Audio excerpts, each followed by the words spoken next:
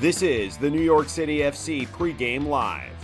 Tonight, New York City look to snap an 8-match winless streak as they head west to take on Real Salt Lake. And now, here are your hosts, Glenn Crooks and Matty Lawrence.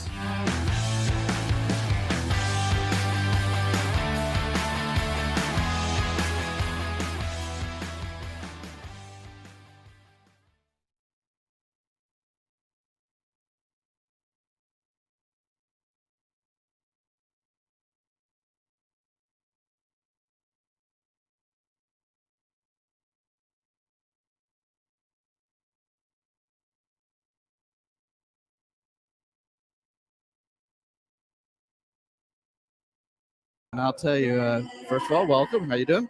I'm doing really well. And yeah, look, this is one of the most beautiful stadiums in the world. I think Monterrey Stadium is right up there, but oh yeah, I haven't been there yet. I haven't been there. I've just seen destination pictures, for me, yeah. But this, just looking out now, Glenn, it's and as your picture shows on the screen to the left of us, it's quite phenomenal. It really is. Almost forget the football field and the football stadium, just the beauty of those mountains behind us. And I always say to you, I love traveling around America because firstly how vast this country is and just what different topography, what different geographical places you can visit. I love it. And this place is just sensational. It is. And for anybody that follows me, if you go on at Glenn Crooks Twitter, I've got a couple more pictures up too, because I'm a lover of the mountains and have been hiking behind the stadium before, and it's just remarkable scenery and at elevation too. So I wanted to talk about that with you too, Matty Lawrence. It's 4,500 feet above sea level. All right. Yep. So I looked into this. I went to the website Human Kinetics and they describe how this might impact an athlete, not somebody out of shape like me, an athlete. And the going theory is that if you're at 0 elevation and you go to 5,000, then that discrepancy or disparity will affect the body more readily. So we're at 4,500 feet. You know how high above sea level Orangeburg, New York is, where they train? No, I don't. 112 feet. So, but if you take the difference of that, it's like 4,400 feet difference. So, in other words, the impact should be substantial to be what we would call at elevation. It's up at Mile High, Denver, when we're broadcasting Colorado Rapids games with New York City FC. That can have an impact and has in the past, you know? Yeah, definitely. Look, I think it... Have you ever played at elevation? I haven't, certainly not to this extent anyway. No, playing throughout Europe and throughout Great Britain, there's nowhere of the Midlands. Of that. What's that about? Yeah, I think Barnsley's is the highest, and that's probably about 300 feet above sea level, or so, 300 meters above sea level. But yeah, seriously, I haven't. And while we say that it should have minimal effect, minimal effect is a big effect when you're talking about honed athletes. To just lose a percentage or two of lung capacity, whatever it may be, that can have a significant effect on players. Look, I'm not throwing out excuses here already, but as you've said, it will be a minimal effect, but even a minimal effect does hurt players. And you hear about having to get that second or the first wind after 15 minutes and then the second wind after 75 minutes. I do a lot of games in South America, and quite often it's 1 3/4 miles above sea level. That's in Quito in Ecuador, and then you go to La Paz in Bolivia, and I think ridiculous. That's 2 1/4, 2.5 miles above sea level. And we'll remember the pictures of when Brazil played there. Neymar and all his teammates had gas masks on, saying it was inhumane. So it does have a really big effect. But at this height, 4,500 feet, I think it's about 1,350 meters above sea level, it shouldn't have that much of an effect. And I don't want to be throwing out excuses already before the game starts. No, I just thought I'd give a little altitude lesson here. And a guy we're going to talk about in a moment, Lionel Messi, there's a pretty famous video of him puking at La Paz, Bolivia. La Paz in Bolivia. When Argentina's up there. That ground was banned, or that stadium was banned for a number of months by FIFA because it was so so high above of sea level. I think it was about 6 months, 8 months, but then obviously the Bolivian FA complained and moaned and almost. Hey, this is where we live. This is where we live, and this is where we we play. What do you want us to do? Go and move our games to Peru or something? So yeah, it did get let back in. I'm glad to hear that. We are, and Bolivia, I think, have lost something like 2 games at home in 10 years. So it does have its benefits. Well, RSL, they have not had an advantage at home this year. 2 wins, 4 losses, and 2 draws. But if you want to look at the flip side of that chart, New York City has never won a match here. They are 0-3 against RSL on the road. They are winless on the road in 2023. They are without a victory in their last 8 matches. The last win was April the 22nd, FC Dallas 3-1 at home. So there's a lot of things here. Just want to go over first the Tavon Gray situation. Tavon Gray was suspended for 1 match, as it turns out, by Major League Soccer. New York City FC had no say in the discipline on either side of this. And then MLS Communications tweeted this out just a couple of days ago to permit Tavon Gray to be on the charter and travels. He's with the team. He's available. He's on the bench. And the wording here is very interesting. Gray has agreed to participate in a restorative practice process. And I would like anybody, if someone from Major League Soccer or anywhere else in the medical field or psychological medical, I don't even know what field that is. And then it says other players involved in the incident. So that could be on either side, New York City or FC Cincinnati, where this occurred, will be invited and encouraged to participate as well. So I don't want to make too much out of this other than that wording is vague, about as nebulous. That might be a paragraph you see under the definition of nebulous in your Webster's dictionary. Does anybody open up a Webster's dictionary anymore? I don't know. But anyway. I do have a dictionary at home, I must admit, but most of the words I will Google on the computer, unfortunately. That's true. I still do that too. Then there's another player, and this was unfortunate news for New York City. It's Thiago Martins, their designated player, and certainly their leader at the back this year, and who 2 weeks ago Nick Cushing called the most consistent and the best player on the team throughout the season. But he did suffer a knee injury, and it's he's got the scope, so it's not an ACL. And this is the press release from the club. He's out 6 to 8 weeks, which has necessitated 3 at the back in essence. And no Maxime Chanot. He's the next central defender to talk about. He was suspended, yellow card accumulation, so he wasn't going to make the trip anyway. So he said, why not board a plane and go play for Luxembourg, which he did yesterday in a friendly against Malta. Malta defeating Luxembourg. Absolutely. Wishes he didn't, though. And Chanot started in that game, but not available tonight. So it's a back 3. Let's go over the lineup here. Let me run the banner here, and you'll see that Barraza in goal. Turnbull will be the wing back on the right. It's going to be Sands on the right, Hack in the middle, Alfaro on the left. In that back 3, and then Cloufré, the wing back on the left. So Matty and Nick Cushing will address this in our pregame show, which begins at 9:15 Eastern, the New York City FC network.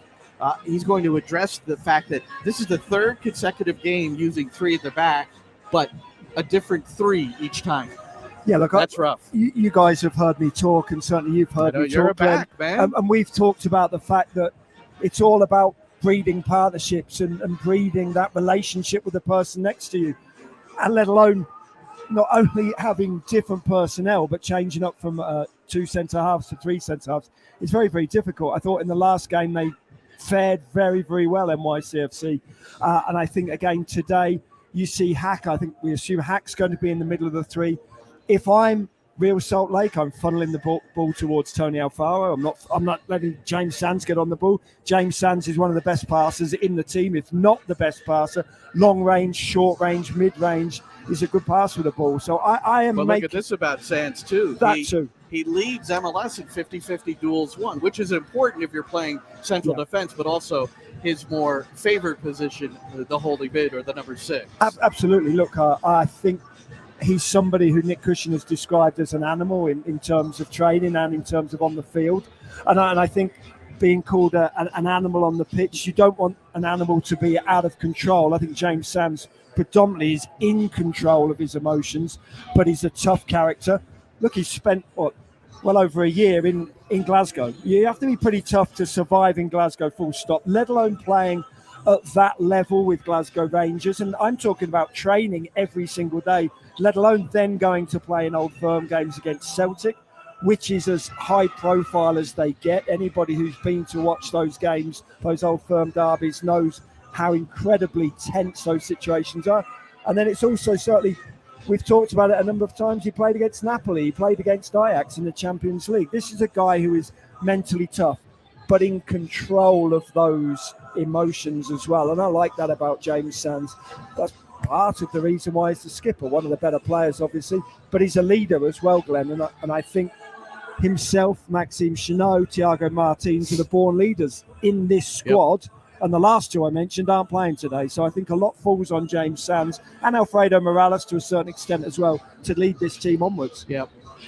I wanted to go back to the New England game. That's the last match played by New York City. 0-0 draw, and extending this winless streak to 8 games, all competitions.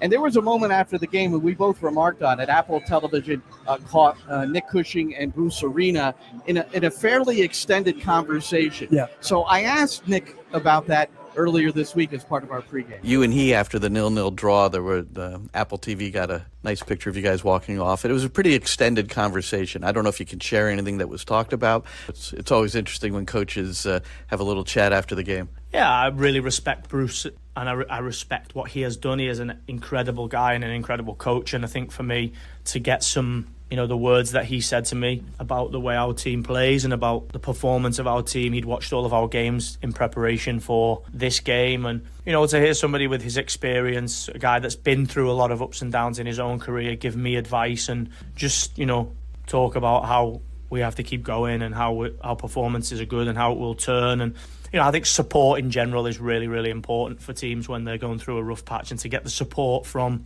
a guy like Bruce Arena at the end, I think, I really, really appreciate that.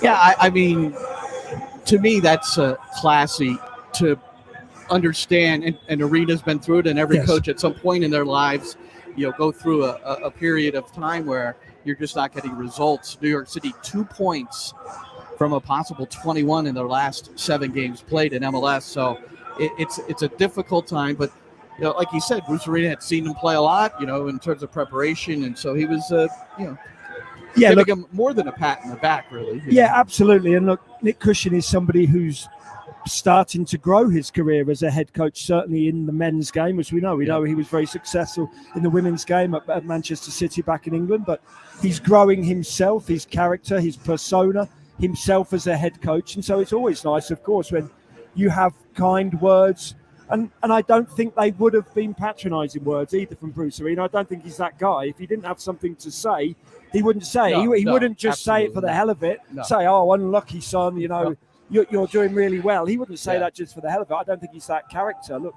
Bruce Arena is somebody I've known for 28, 30 years in terms of my Hartwick team played against him in 1995 when he was head coach of the Virginia Cavaliers side. So he's somebody I've seen grow as a manager myself as well. And to go from obviously winning everything at the college level, and then to see him go through MLS teams, winning everything with MLS teams, and being a manager or head coach of the national team as well.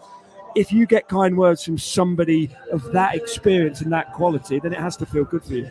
I was just looking up at the big video screen here at the stadium. You weren't able to see it. It's off to the right. I could have popped this back in, but not in time. Welcome back, Richie Ledesma. And probably one will come up for Luis Barraza. They both played in the RSL Academy. So they are back here. Richie Ledesma would have been a homegrown for RSL, but back then in MLS, there was a rule. You could only have a certain amount of homegrown signed. So they were over the limit. They couldn't sign them. Off the PSV, and now here with New York City FC. Now, Matty, as you know, today we are not on the Apple TV app. When we're at home, we are. Yes. And then Hudson River Blue, they are doing a great job covering the team. They're really, I think, a group led by Oliver Strand, who are really serious about it, and I think they're doing a good job. I'm building them up because look at it. They do player ratings, but they also do broadcaster ratings. Now look at it. We got a 7.1 for the New England game, and that was higher than any player, much higher than the Apple TV guys. But I love that. If New York City had a starting 11 of Glenn's and Matt's, they'd sit in first place. So that's very nice. That's really nice to hear. Look, I think what you and I do, Glenn, more so than a lot of home broadcasts, is I think we're very unbiased, and I think we have to be in the position we're in. I think we give our honest opinion. Yes, we're probably 51% weighted towards NYCFC as our one. Maybe 52. Maybe 52, exactly. Yeah. But I also think that if something's out there and blatant, then we're going to give our honest opinion, even if it goes against Nick Cushion or goes against NYCFC. I just feel that's our I have to job. tell a funny story. When I went into interview Nick on Thursday after training, that's our standard. Training ends, he does the regular presser, and then I get him for 15 or 20 minutes, and he had a big smile on his face, and he's handling everything, I think, very well.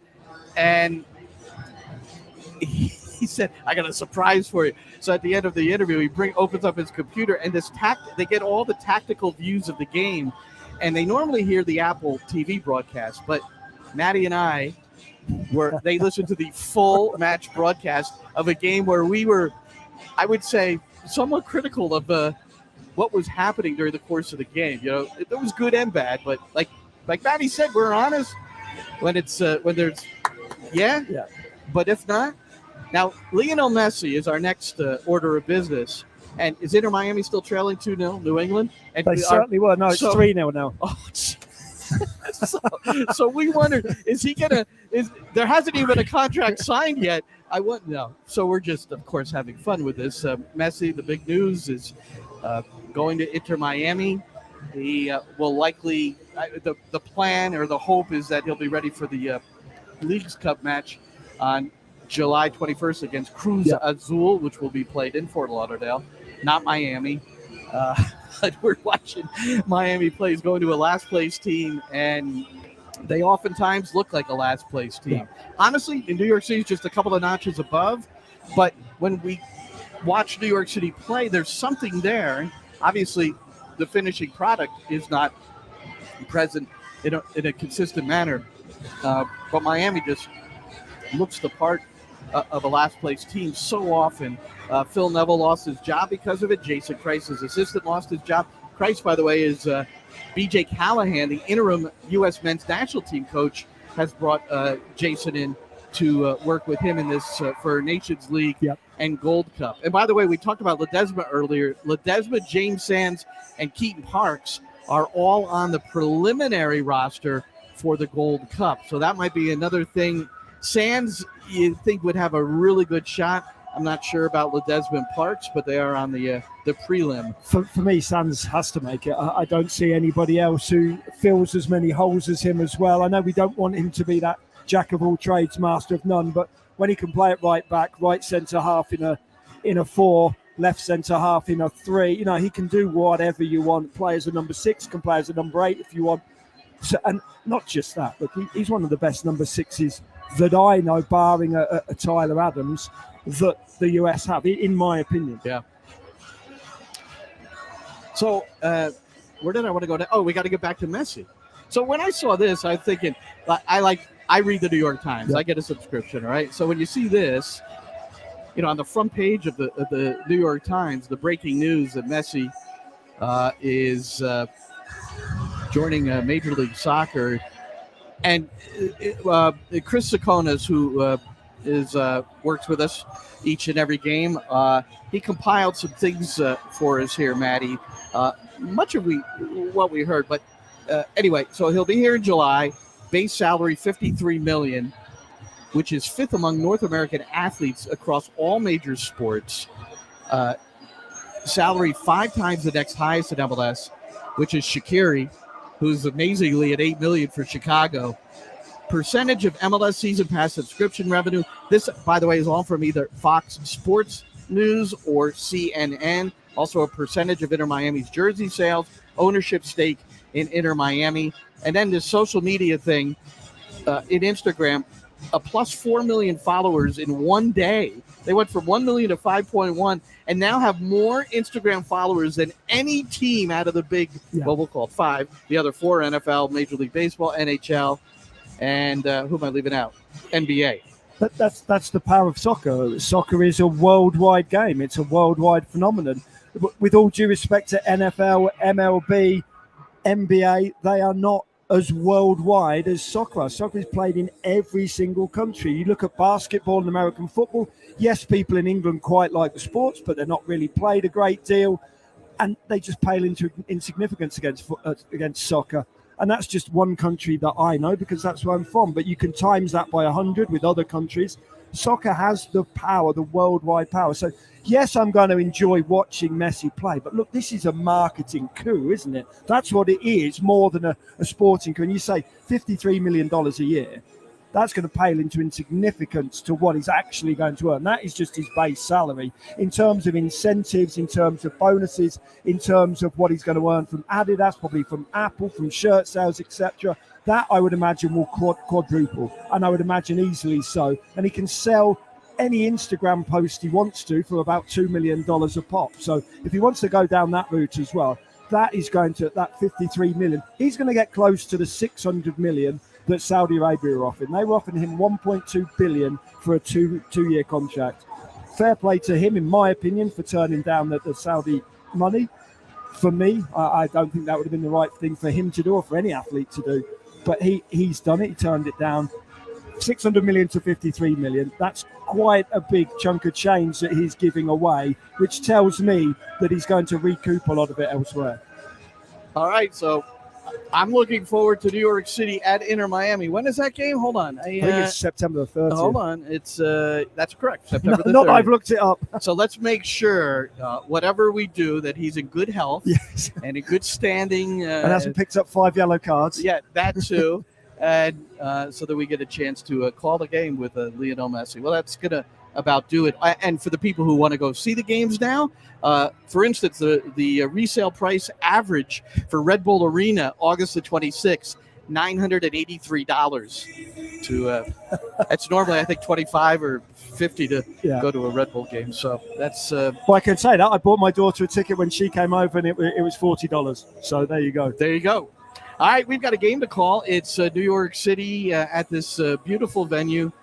It's America First Field, the former Rio Tinto, and it's New York City gunning for their first road triumph of the season 2023 and their first ever win at RSL, who lead the overall series 4 wins to 2 defeats. There have been no draws in this series. So for Matty Lawrence, I'm Glenn Crooks. Our airtime coming up at 9:15 Eastern for the pregame show with Nick Cushing, presented by Ford, the New York City FC Network, the NYCFC app, and the TuneIn app. Thanks for joining us, everybody, and enjoy the game.